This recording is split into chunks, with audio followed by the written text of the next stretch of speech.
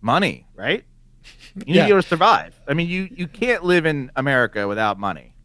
I mean, So that's the not so the true. math the math behind it. So The math behind it yeah. is fairly simple, although it's like it feels very pie in the sky. But let's just take this for example. You have $1 million in a index fund. So I'm not talking about $1 million in a checking account or $1 million in a savings account. I'm talking about $1 million in some sort of like it can be low risk index fund, whether it's with Vanguard or you can do something like Betterment or whatever. But it has to be index funds because otherwise there's different complications. But if you had $1 million in in the index fund system in the stock market, what happens is if you extrapolate the stock market over 100 years, you'll notice that like it's been going up all the time.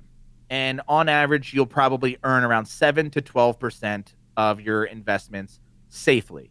Now, obviously, there are times where, like in 2008, in 1981 or 1980, and then like 1939, and like other ones in between, where there's drops. And the thing is that makes sense when it's very short term, which is why you can't just play the stock market. It's not like you're going to Atlantic City and playing the stock market. You have to pull back, and the further you pull back, the more you'll realize that it's on an upslope. Now, if you were to have $1 million currently, right now, in the stock market, in an index fund or multiple index funds, you could safely withdraw 4% or 3.5% or whatever. But basically, if you assume that you're going to make conservatively 7% over your lifetime, then if you withdrew 4%, that means you would still be earning 3%, which is larger than inflation. Inflation's around 2%, right? Every year. So if you can draw 4% on $1 million every year, that's $40,000 a year. So if you can live off $40,000 a year, then if you had $1 million in the bank, you could retire and forever earn $40,000 a year or the equivalent of that as inflation goes up because you'll be earning more than what inflation is. Now, obviously, there are years where the stock market isn't doing well, and so there will be like these dips and moments where you may not be able to take 40 grand that year, but neither will anybody else. Yeah. And obviously, if you have 2 million, that's 80 grand. If you have 3 million, you do the math. Yeah. But if you can, but the whole fire movement is this idea that like, hey, if you can survive on $40,000 now, but you're making 80,000, well, then you could save $40,000 a year, and every single year you save that $40,000 in a matter of like 15 years, you now have $1 million, or whatever. I don't think Yeah. that math works. I think it's 20 years, but it's possible.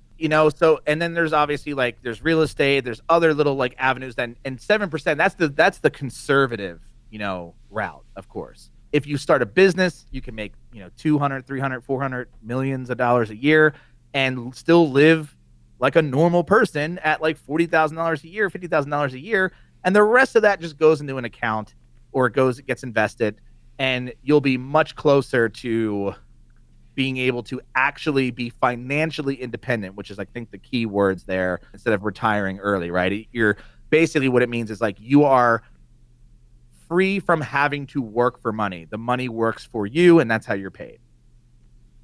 Well said. Well said. And Thank you. the other way, I mean, the trickiest part of this for most people is figuring out your expenses, like your true expenses. A lot of Mm-hmm. people don't have a good handle on that. I didn't until I got married, and my wife is a lot more budget oriented. Yeah, Not that I went out and like blew money, but I was just like, sure. kind of whatever. Whatever. Yeah, And yeah, like so we have it dialed in, and you have a couple wild cards in there, right? If you're paying for of healthcare because course. you're self-employed, Yeah, or you're thinking, hey, we want to take some big trips, so maybe we're spending, 50K, which is pretty. I mean, that's fairly luxurious for two people the way we live. Do you know what are your expenses? If you want to share, you don't have to. Annually, of course. no, $5,000 a month. It cost us to basically in this new place for everything, like for utilities, food, car. We have one car that we share, and we never go anywhere. So yeah, it's about 5,000 between the two of us. Okay, so So 60K, which is so yeah, 60K, yeah, yeah, yeah, and I think, I mean, and again, that's fairly honestly, that's pretty luxurious. Like we have friends, Matt, who have like a family of four. They live on less than we do. So I mean, we're yeah, buying our exotic beers and expensive yeast and ingredients. So, I mean, we have to yeah. support all that. Yeah, I bought a big house, so I'm pretty much paying. That's where most of the money's going to kind of pay for that. But yeah, then the rest of it's like we basically like we always eat at home. We don't really go out now. But even if we did, I built a brewery in the house, so I don't have to anywhere to go.